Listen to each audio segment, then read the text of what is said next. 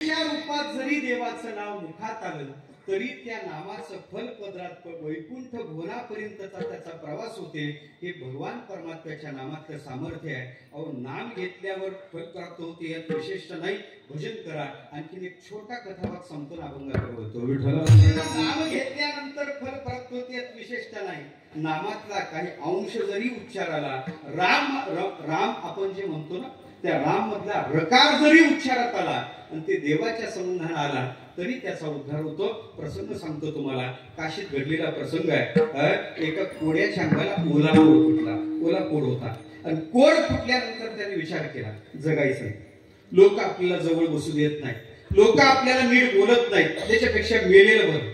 वैतागलेला व्यक्ती गंगेच्या प्रवाहाच्या जवळ गेला. चालू गंगेच्या प्रवाहात उडी टाकली. जीवन संपवायचं, जीवन संपवायचं याने तो उडी टाकली. कबीरजीचे चिरंजीव कमाल काठावर साधना करत बसलेले एका व्यक्तीला पाहिलं. कोणीतरी पाण्यात उडी टाकली, देहत्याग करत आहे. तरुण दिसतो बिचारा. कमालाने उडी टाकली, त्याला पकडलं, बाहेर काढलं. विचारलं, का रे बाबा, का जीवावर एवढा उदार झाला? अरे जीवन भेटत नाही, का तू एवढा जीवावर उदार झाला? त्याने सांगितलं, मला मरू द्या महाराज, माझ्या नादी लागू नका. म्हणे, का नाही? त्याचं चिंतन सांगितलं. आजार झाला, घरचे नीट बोलत नाही, गावातले नीट बोलत नाही, भरपूर डॉक्टर पाहिले, कोणी माझा आजार निवृत्त करत नाही, त्याच्यापेक्षा गेलेलं बरं. कमालाने सांगितलं, काय काय उपचार केले? त्याने सगळी लिस्टच ठेवली. इथे भेटलो, या स्पेशलिस्टला भेटलो, त्या याला भेटलो, वैद्याला भेटलो, सगळ्यांची नावं सांगितली.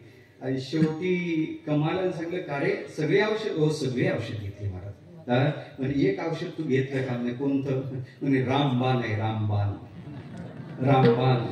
त्याच्या पलीकडे औषध नाही. म्हणजे कोणतं आहे? म्हणजे राम हाच बाण आहे, दुसरं औषधच नाही. राम राम राम राम बाण घेतला का? ते झेंडू एक महाराज अयोध्येला गेले. महाराज उमेश महाराज अयोध्येला भरपूर खऱ्या अर्थाला पैसे झालं तर लोक घेऊन गेले. तिथं सिक्युरिटी फुल आहे. ते घेऊन गेल्यानंतर झालं असं, ते सिक्युरिटी तपासणारी खेड्यातली माऊली एखादी मावशीबाई होत्या. तपासता ते डोकं दुखते म्हणून झेंडू बाम ठेवला होता आपल्या कमळात. तपासणाऱ्यानेच लागलं. ते क्या आहे? म्हणे बॉम्ब. बॉम्ब म्हणल्यानंतर ते विचारत म्हणजे किसकी आदमी आहे? महाराज की आदमी. ते पकडलं, ते काढलं, ते निकाल निकाल निकाल. ते सिक्युरिटी जवळ झाले, ते काढलं तर झेंडू बॉम्ब.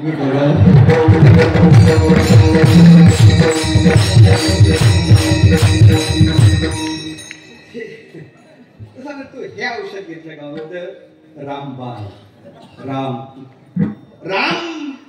अरे म्हणे, मोठे मोठे रोग या औषधाने जातात. तुटे भोरो भवायचे जाय, भवरोगासारखे सुद्धा जातात. सामान्य रोगाची गंतच कुठं महाराज? आणि मग त्याला सांगितलं, तो राम म्हण, राम तुझा रोग जाईल. त्याने राम म्हणलं, रोग काय गेला नाही. त्याने महाराज जाऊ द्यावं. अरे म्हणे, तू म्हणायला पाहिजे तसा राम म्हणला. कसं म्हणायचं? म्हणजे तळमळी नको, बोंबीच्या देठापासून म्हण राम, तरी त्याचा रोग गेला नाही. कमालन त्याला पाण्याच्या प्रवाहात नेलं, मान पकडली. मरायचं तुला? मरायचं. मान पकडली, पाण्यात तोंड दाबलं, श्वास गुदमरला, मग राम राम म्हणून वर आला. रोग गेला. अंगाचा कोड निवृत्त झाला. तो आनंदित झाला. कमालाचं दर्शन घेतलं, निघून गेला. कमालाला आनंद वाटला. कमाल उड्या मारतच घरी आला. बाबा, कबीरजीला म्हणतो, बाबा आज मला देवाच्या नामाची महती कळली. देवाच्या नावात काय सामर्थ्य आज मला लक्षात आलं. झालं काय? सगळी हकीकत सांगितली. कोणीतरी कोडी तिथं आला आणि एका रामनामात त्या कोड्याचा कोड निवृत्त झाला. मला आज खरी रामनामाचा काय पावर आहे, काय सामर्थ्य ते कळलं. कबीरजीने कपाळाला हात लावला, खिन्न मुद्रा केली. अरे म्हणे, आपल्या मुलाला गची बाधा झाली. आपल्या मुलाला खरी रामनामाची महती कळली नाही. आणि अशीच जर कळली नाही तर रामनामाचा व्यय असाच करेल.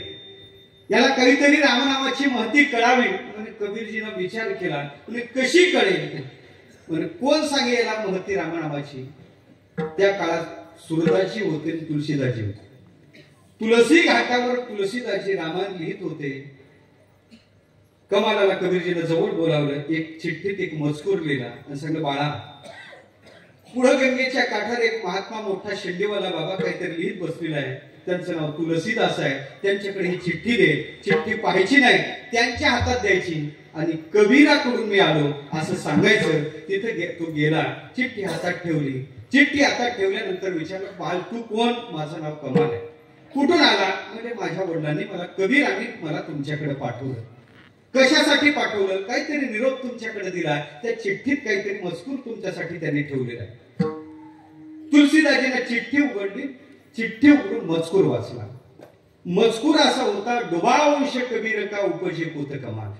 म्हणजे कबीराचा वंश डुबला, कमालासारखा मुलगा जन्माला आला. डुबा वंश कबीर का उपजे पुत कमाल, राम नाम के बदले कुडी की नहाल. काय होतं? कबीराचा वंश डुबला म्हणे, कमालासारखा पुत्र जन्माला आला. रामनामाच्या बदलीत त्याने एका कोड्याचा कोड निवृत्त केला. हे सांकेतिक भाषा तुलसीदाजीला लक्षात आली. तुलसीदाजीने सांगितलं, बाळा तू काय केलं? म्हणे महाराज रामनामाने एका कोड्याचा कोड निवृत्त केला. म्हणजे रामनामातलं सामर्थ्य तुला लक्षात आलं? हो महाराज, रामनामाने कोणताही रोग राहत नाही, कुटुंबाचं प्रमाण मला प्रत्यक्ष झालं. भवायसे जाय एर काय शुल्लके, हा सामान्य आजार निवृत्त झाला. म्हणजे बरं, म्हणजे एक कर म्हणे काय, काशीत जेवढे कोडी आहे तेवढे गोळा कर. दौंडी देऊन काशीतले कोडी गोळा केले. त्या काळात काशीत 500 कोडी भरले. किती? 500 कोडी भरले. 500 कोडी एकत्र केले आणि त्यांना सांगितलं, तुमचा कोड निवृत्त करायचा का? चला माझ्यासोबत. सगळे कोडी एकत्र आले. एकत्र आलेल्या कोड्याच्या समोर सुरदा आपलं ते तुलसीदाजी उभे झाले. एका तांब्यात त्यांनी पाणी घेतलं, एका तुलसी दलावर राम अक्षर लिहिलं आणि ते पान त्या पाण्यात टाकलं. हातात ते पाणी घेतलं आणि 500 जणांच्या अंगावर ते पाणी मारलं. 500 जणांचा कोड गेला. किती जणांचा? 500 जणांचा कोड निवृत्त झाला. 500 जणांचा. आणि मग याचा अभिमान गेला. त्याला लक्षात आलं, एका रामनामाच्या बदल्यात आपण एका कोड्याचा कोड निवृत्त केला. पण रामनामात काय सामर्थ्य आहे? एका रामनामाने 500 जणांचा कोड निवृत्त झाला. लक्षात आलं, अभिमान गलित झाला. घरी आला, हात जोडले, बाबा मला माफ करा, मला आता आज महती कळली तुलसीदाजीकडून रामनामाची काय महती आहे. काय घडलं सगळा वृत्तांत सांगितला. वृत्तांत सांगितल्यानंतर मग लक्षात आलं, आपल्या मुलाला नाही तुलसीदाजीला सुद्धा आणखीन जसं नाम महात्म्य कळावं तितकं कळलं नाही. असं कबीरजीला वाटलं बरं का. आपण नाही म्हणायचं, तुलसीदाजीचा अधिकार फार मोठा आहे असं त्यांना वाटलं. म्हणजे मग बाबा काय करू? म्हणजे काही नाही. नदीच्या पहिल्या तीरावर वाळवंटात कृष्ण कीर्तन करत एक महात्मा आनंदात स्वच्छंदात पडलेला आहे. तू त्याच्याकडे जा, ही चिठ्ठी त्यांना दे. म्हणे बाबा घरीच काढ टोचाल. म्हणजे घरी टोचायचे नसतात, त्याच्यासाठी सोनाराकडे पाठवावं लागते. म्हणजे काय, त्या सुरदाजीकडे गेला, ती चिठ्ठी ठेवली. त्याच्यात 2 दोहे होते, डुबा वंश कबीर का उपजे पुत कमाल, राम नाम के बदले कोडी की नहाल. दुसरा दोहा होता, तुलसीने 500 कोडी की नहाल, कितनी कम किमत की राम नाम के लाल. तुलसीजीनं फक्त 500 जणांचा कोड निवृत्त केला. तुलसीने 500 कोडी की नहाल, कितनी कम किमत की रामनाम केला. हे ज्या सुरदाजीनं वाचलं, सांगितलं, बाळा पंचक्रोशीत जेवढे प्रेत आहेत तेवढे घेऊन. ऐकत आहे तुम्ही? पंचक्रोशीतले प्रेत आणले देवा. आणि एका प्रेताच्या कानात फक्त त्याने रामही नाही रकाराचा उच्चार केला तर सगळी प्रेत सचेतन झाले, सजीव झाले, जिवंत झाले, नमस्कार करून निघून गेले.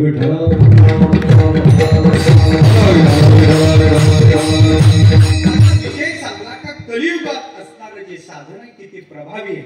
राम म्हणल्यावर उद्धार होते, विठ्ठल म्हणल्यानंतर उद्धार होते. नाही बाबा, वीज जरी म्हणलं ना तरी उद्धार होईल, रकाराचा उच्चार झाला तरी उद्धार होईल. असं भगवान परमात्म्याचं नामरूपी साधन आहे. संतांनी ते आपल्या जीवनात स्वीकारलं. अतिरेक संतांच्या जीवनात पाहायला सापडते. तुकोबाराच्या जीवनात नामसाधनेचा अतिरेक पाहायला सापडते. ते स्वतः म्हणतात का माझी वाचा या साधनेच्या बाबतीत माझं ऐकायला तयार नाही.